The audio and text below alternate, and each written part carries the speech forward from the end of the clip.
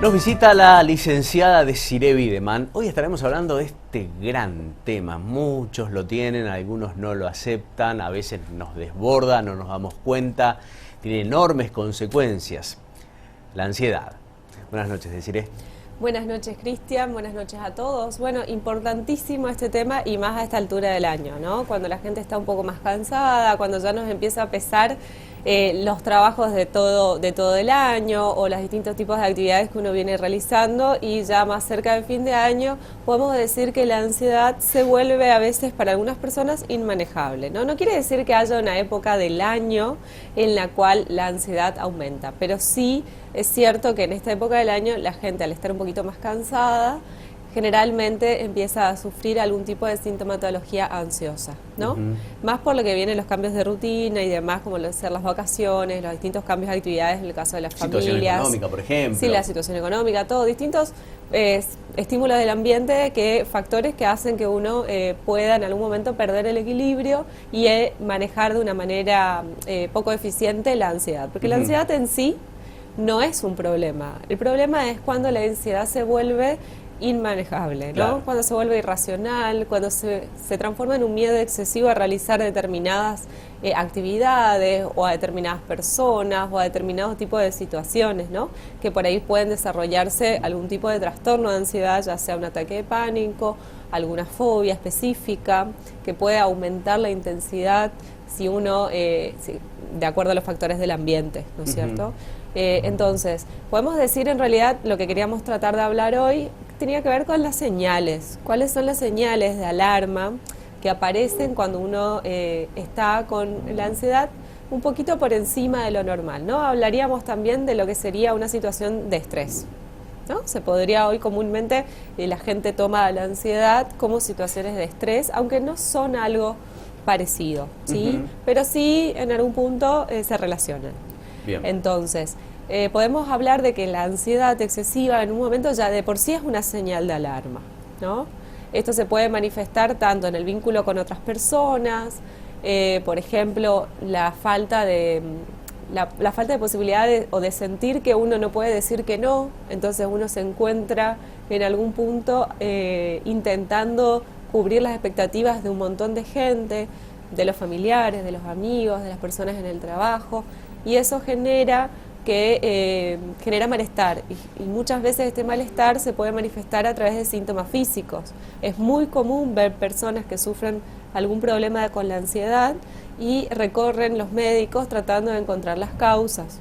Generalmente los primeros en visitar suelen ser al cardiólogo, ¿no? Porque aparecen palpitaciones, aparece sudoración en las manos, síntomas quizás de otras patologías también, ¿no? Siempre igual es importante hacer los chequeos. Bien, ¿puede estar vinculado también con los excesos en la alimentación? ¿Empezar a comer por demás o de manera rápida? Sí, la alimentación por supuesto tiene mucho que ver, ¿no? Los espacios para comer, hay personas que se abocan a comer generando ya también además un problema alimenticio, o muchas veces los problemas alimenticios tapan un problema de ansiedad o algún trastorno de ansiedad latente. Entonces hay gente que no come también, ¿no? Que se puede generar algún otro tipo de trastorno de ansiedad, de alimentación, que tiene que ver con la anorexia o con la bulimia. Entonces son los famosos atracones, ¿no? Tratando de calmar la angustia que genera muchas veces la ansiedad o otro tipo de patología, otros tipos de problemas. ¿Quiénes padecen más este problema? ¿Hombres, mujeres o es indistinto? Suele ser indistinto en realidad, o sea, no tiene tanto que ver con un género, sino que tiene que ver más con la calidad de vida que cada persona lleva, ¿no? Porque si hablamos de que la ansiedad es una señal de alarma que nos está diciendo que el equilibrio que estamos teniendo en nuestra vida, por más de que nos sentamos bien, no es el adecuado. Entonces, si internamente el cuerpo está llamando la atención a través de algún síntoma físico, debemos prestarle atención antes de que se transforme en, por ejemplo, una crisis de pánico o una crisis de angustia Ahora, ¿la aguda. persona que la padece puede por sí sola darse cuenta? Sí, la persona se da cuenta y generalmente se asusta mucho porque no sabe qué le pasa, ¿no? Cuando aparecen los primeros síntomas de ansiedad suelen ser leves y ahí es donde la persona no acepta que que hay un cambio, donde uno se puede encontrar como más irritable, más asustadiza, como con más miedo a realizar determinadas actividades, la intolerancia a las demás personas, o sea, socializar, también son síntomas en los cuales hay que tener en cuenta, mucha fatiga mental también, ¿no? Estar todo el tiempo pensando sobre determinados tipos de situaciones que causan preocupación, Exacto. Problemas, digamos, ¿no? Ahora, qué difícil manejar todo eso. Exactamente, porque si uno piensa, tenemos un ritmo, ¿no?, en el cual de vida, generalmente, y estilos de vida que propician la aparición de la ansiedad, sí, ¿no? Más que nada, porque llevan, digamos, las propias rutinas a cumplir determinados horarios y a veces la persona va más allá de sus capacidades en ese momento. ¿Qué se puede hacer? Prestarse atención antes de desarrollar.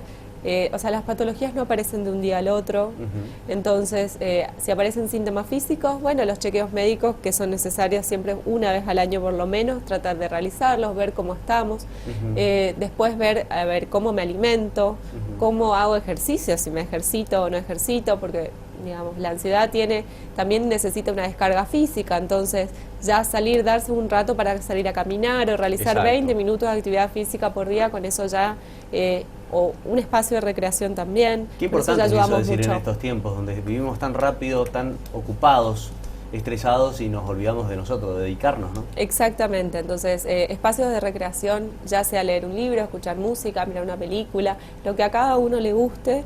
¿Por qué? Porque también, bueno, otro síntoma de esto es, por ejemplo, el volver a casa y estar un poco irritable, ¿no? O sea, el del trabajo que ya no... Y también genera problemas de vínculos familiares. Claro. Entonces, no es solo esto, toda la ansiedad, porque esto puede abarcar varios tipos de problemas, digamos, a nivel físico y a nivel mental, pero en el caso particular del mal manejo de la ansiedad, aparecen sintomatologías físicas, aparecen sintomatologías que muchas veces son inconscientes para las personas, hasta el momento en el cual aparece un desborde, por ejemplo, como que simula un problema cardíaco, ¿no? Claro.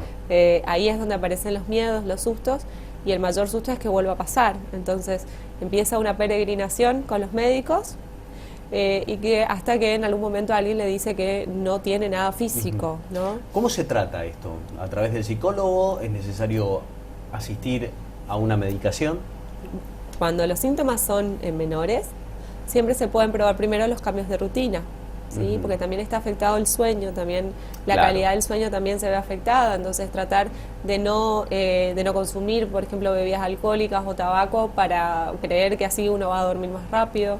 Intentar ver cuáles pueden ser las salidas más sanas y más saludables, ya sea a nivel de alimentación, a nivel de recreación o de diversión, para lo que sea que uno use y no utiliza para no caer en otros problemas, ¿no?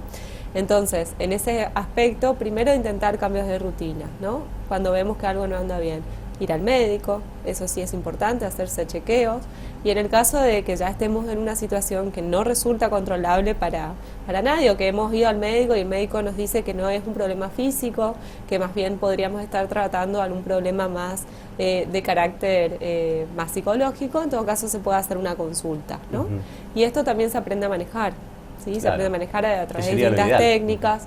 ¿Por qué? Porque la realidad es que cuando empezamos a hacer historia clínica seria, nos damos cuenta que en realidad durante la vida de la persona siempre hubieron tipos de situaciones que se fueron manejando a través o de un mal manejo de la ansiedad. Ahora, ¿se da solamente en personas adultas o también puede suceder en niños? Puede suceder en niños también, en adolescentes, en cualquier momento de la vida. No es que esto es absoluto del adulto, ¿sí? Incluso en personas mayores también. Bueno, ¿sí? A prestarse atención, a cuidarse, a observarse, ¿no? Yo diría que la medicación, volviendo un poquito, es importante en el caso de que esté controlada, de que sea siempre supervisada, ya sea por un médico o un especialista, que sería un psiquiatra en este caso, y en conjunto con la terapia. Claro, ¿no? cuidado con eso porque tampoco es para automedicarse en el primer síntoma, ¿no es así? Claro, no, porque además, bueno, la idea de la medicación es justamente estabilizar a la persona para poder seguir trabajando con la demás sintomatología que la persona pueda manejar.